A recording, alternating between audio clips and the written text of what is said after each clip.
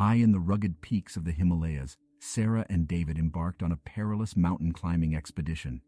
The thrill of the ascent, the biting cold of the thin air, and the majestic beauty of the snow-covered summits filled their hearts with exhilaration.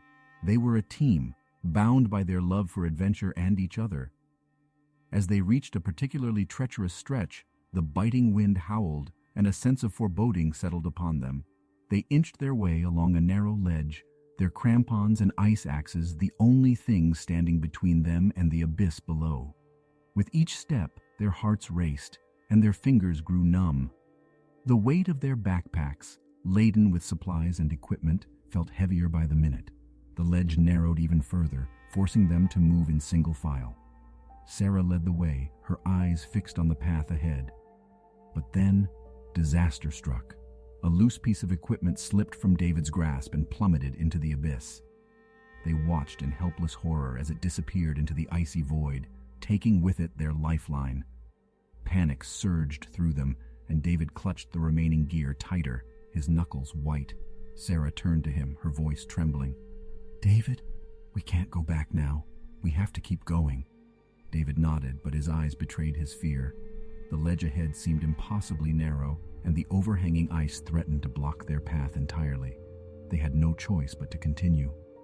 With David following closely behind, Sarah inched forward, her heart pounding in her chest. The ledge seemed to go on forever, and the air grew thinner with each step. The wind howled like a vengeful spirit, and the mountains loomed like ancient giants, indifferent to their plight.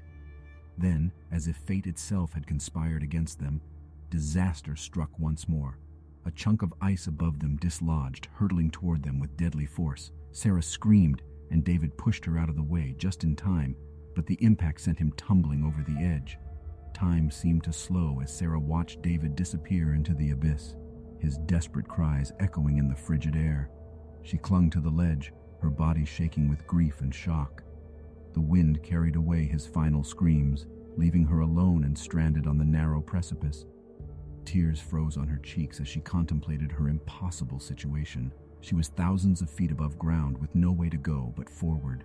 Her supplies were dwindling, and the path ahead seemed even more treacherous without David by her side. Determination overcame despair, and Sarah summoned every ounce of strength she had left. She continued to climb, inch by agonizing inch, driven by the memory of David and the will to survive. The hours turned into days, and the ledge seemed to stretch on forever. Finally, after what felt like an eternity, she reached a plateau, a small sanctuary amidst the hostile landscape. Her relief was short-lived as she realized that her supplies were nearly depleted, and the chances of rescue were slim. The isolation and the freezing temperatures began to take their toll on her mind and body. Alone, and with no hope of escape, Sarah knew that her end was inevitable. She gazed out at the unforgiving wilderness that had claimed David and would soon claim her as well. The mountain, cold and unfeeling, had taken everything from her. With a heavy heart and a tear-streaked face, she took her final breath, embracing the silence and solitude of the mountains as her eternal resting place.